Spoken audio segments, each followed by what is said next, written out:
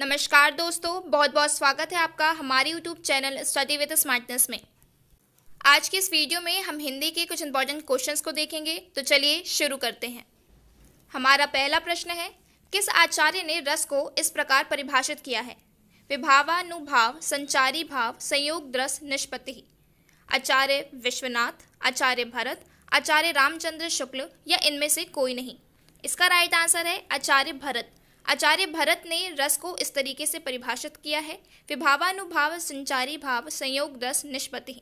आचार्य भरत की बात करें तो इन्हें भरत मुनि भी कहते हैं, जो कि एक नाट्य शास्त्र के बहुत ही बड़े ज्ञाता और विद्वान माने जाते हैं। इनकी प्रमुख रचना नाट्य शास्त्र है।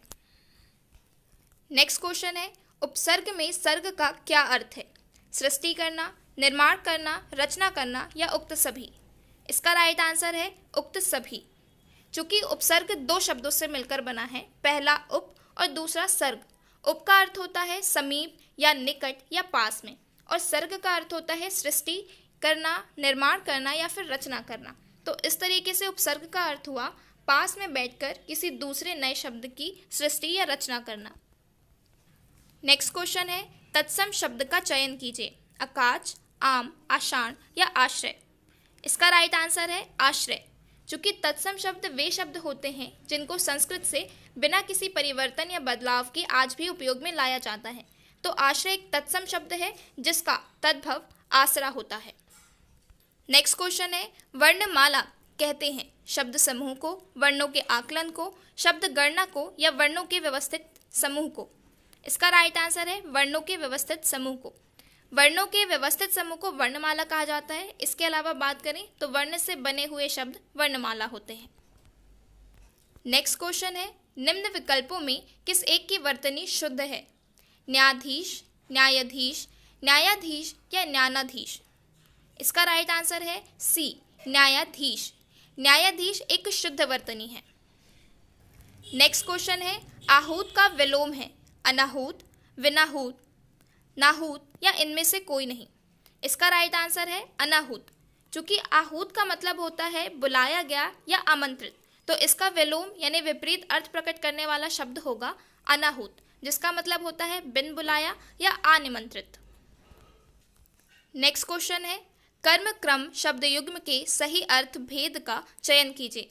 काम सिलसिला, सिलसिला कर्म, कम सिलसिला, काम कम। इसका राइट आंसर है काम सिलसिला।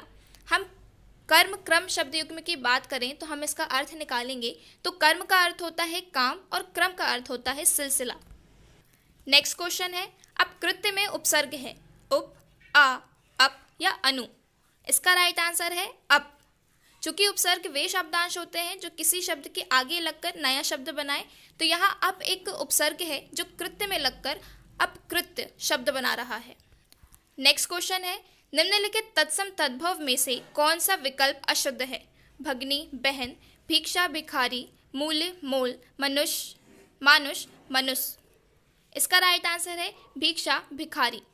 चूंकि यहाँ तत्सम और तद्भव शब्द का युग्म देखना है तो भगनी यानी बहन होता है, मूल्य यानी मोल होता है, मानुष को मनुष्य कहते हैं, लेकिन भिक्षा भिखारी को नहीं कहते। भिक्षा यानी होता है भीख। नेक्स्ट क्वेश्चन है, कान भरना मुहावरे का अर्थ क्या है? कान पकना, कान में दर्द होना, चुगली करना या गीत सुनना। इसका राइट आंसर है चुगली करना। चूंकि मुहावरे किसी वाक्य का विशेष अर्थ प्रकट करते हैं, तो यहाँ कान भरना का अर्थ होता है चुगली करना। इसे एक उदाहरण से समझ सकते हैं कि कान भरने वाले मित्रों से सदा ही सावधान रहना चाहिए। नेक्स्ट क्वेश्चन है, चा वर्ग की ध्वनियों का उच्चारण स्थान है दंत, तालव्य, ओष्ठ, कंठ। इसका राइट आंसर है तालव्य। तालव्य या जिसे तालु भी कहते हैं। होता है क्या है कि मुख के अंदर अलग अलग स्थानों पर हवा के दबाव से अलग अलग वर्णों का उच्चारण होता है, तो यहाँ तालु से चा वर्ण का उच्चारण होता है। इसके अलावा च, छ, ज भी, इन व्यंजनों का भी उच्चारण तालु के द्वारा होता है। नेक्स्ट क्वेश्चन है, विद्या धन का समास विग्रह है विद्या रूपी धन, विद्या का धन, विद्या से धनी या विद्या के लिए धन। इसका राइट आंसर है विद्या रूपी धन। चूंकि विद्या धन एक कर्मधाराय समास है और कर्मधाराय समास में पहला पद हमेशा विशेषण और दूसरा पद विशेष्य होता है। यानी कि पहला पद उपमान और दूसरा पद उपमेय होता है। यहाँ विद्या की तुलना धन से की जा रही है, तो विद्या धन एक कर्मधारय समास है जिसका समास विग्रह होगा विद्या रूपी धन। नेक्स्ट क्वेश्चन है, अलंकार को काव्य की आत्मा कहा जाता है, किसका कथन है? आचार्य विश्वनाथ, मैथिली शरण गुप्त, पंडित राज जगन्नाथ या आचार्य रामचंद्र शुक्ल? इसका राइट आंसर है आचार्य रामचंद्र शुक्ल। आचार्य रामचंद्र शुक्ल ने ही अलंकार को काव्य की आत्मा कहा है। नेक्स्ट क्वेश्चन है, हरिमुख मानो मधुर मयंक में कौन सा अलंकार है? उपमा, संदेह, उत्प्रेक्षा या प्रतीप? इसका राइट आंसर है उत्प्रेक्षा। चूंकि उत्प्रेक्षा अलंकार जहां पर उपमेय और उपमान की समानता के कारण उपमेय में ही उपमान की कल्पना कर ली जाती है, उसे उत्प्रेक्षा अलंकार कहते हैं। यहाँ पर हरिमुख एक उपमेय है जबकि मयंक एक उपमान है, तो यहाँ पर कल्पना एक संभावना दर्शाई जा रही है कि हरिमुख मानो मधुर मयंक के समान है, तो यहाँ पर उत्प्रेक्षा अलंकार है। नेक्स्ट क्वेश्चन है, बटोही का पर्यायवाची है यात्री, रात्रि, सहयात्री या पथ? इसका राइट आंसर है यात्री। चूंकि पर्यायवाची शब्द एक से अर्थ प्रकट करने वाले शब्द होते हैं, तो बटोही का यहाँ पर्यायवाची यात्री होगा। इसके अलावा इसे पथिक, राहगीर और मुसाफिर भी कह सकते हैं। तो ये थे आज के हमारे हिंदी के इंपॉर्टेंट क्वेश्चंस। देखने के लिए धन्यवाद। Thanks for watching study with smartness. Please like, share and subscribe.